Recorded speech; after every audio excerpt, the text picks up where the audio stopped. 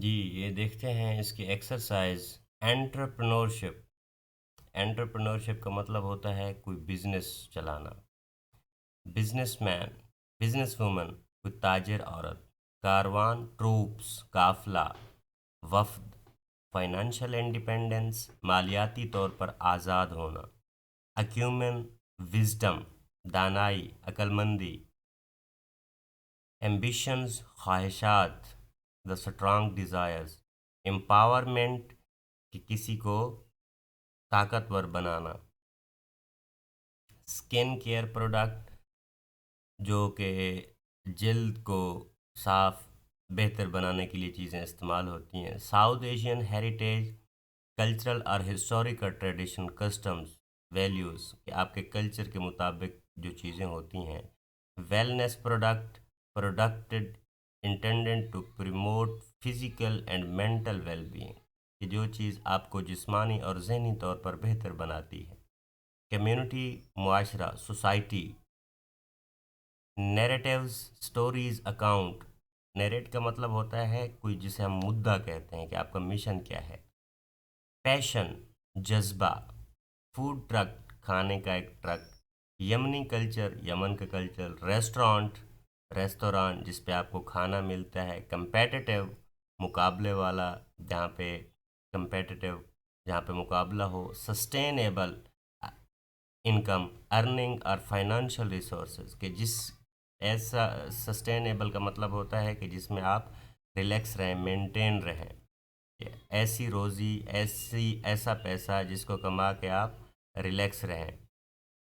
Uplifting, ऊपर उठाना। उसके बाद हैं questions.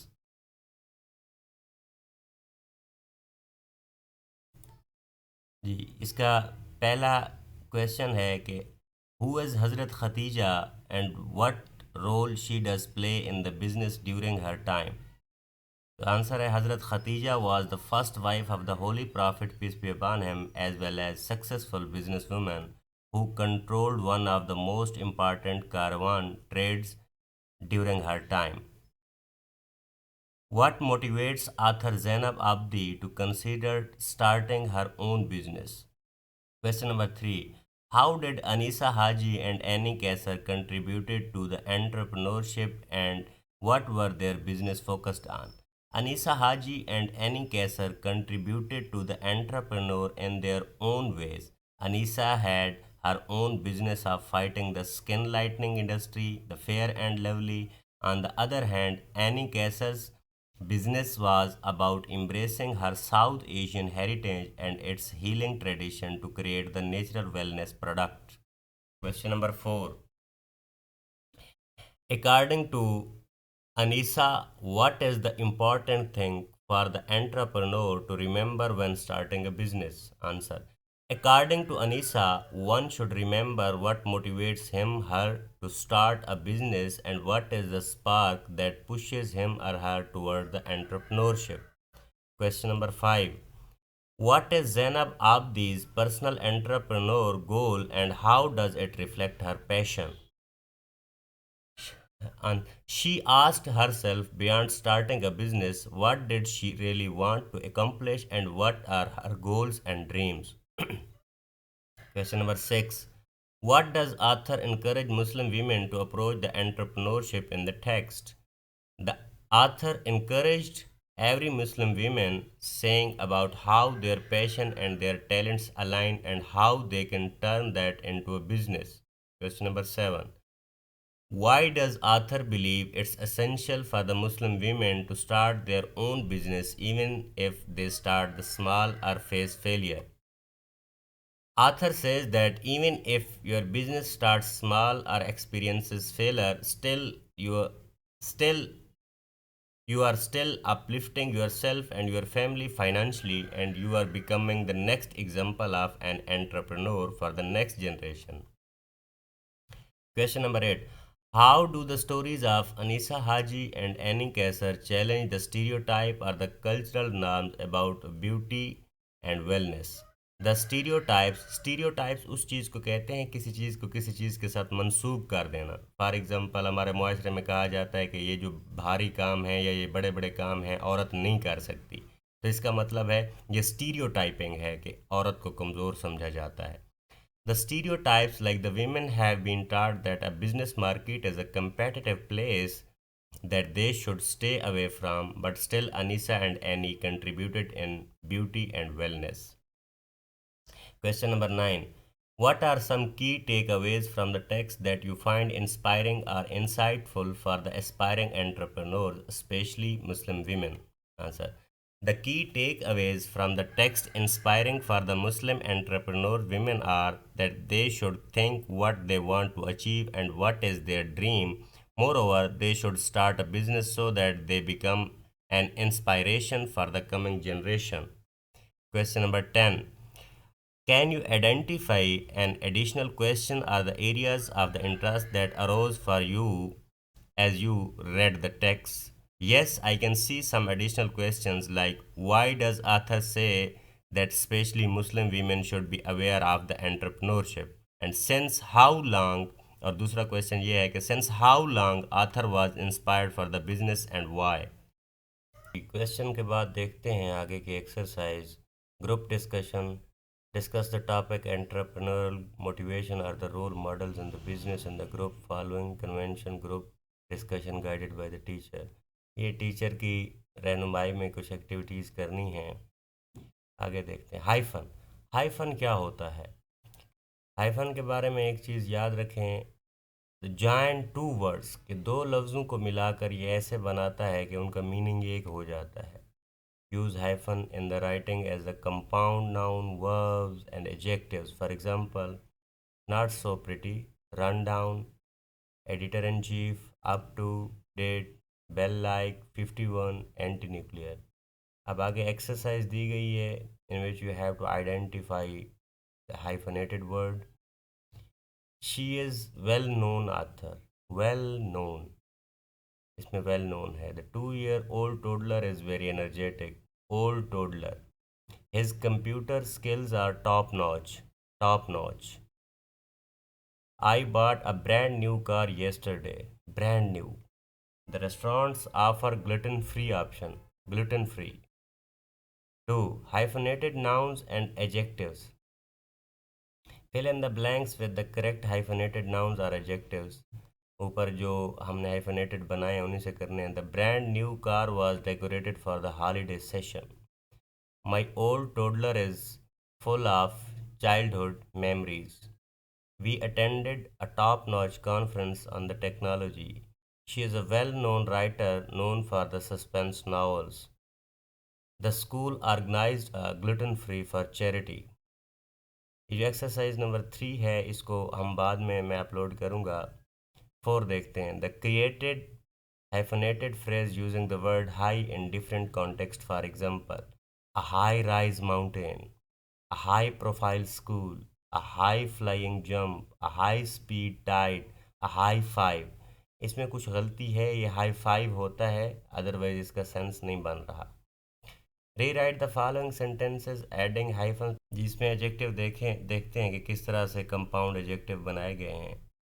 She is a women of 20 years old, 20 years। They live in the small sized house। C. The project requires a lot of time consuming research, time consuming। He has a part time job and full time commitment, part time, full time, इसमें full time भी है।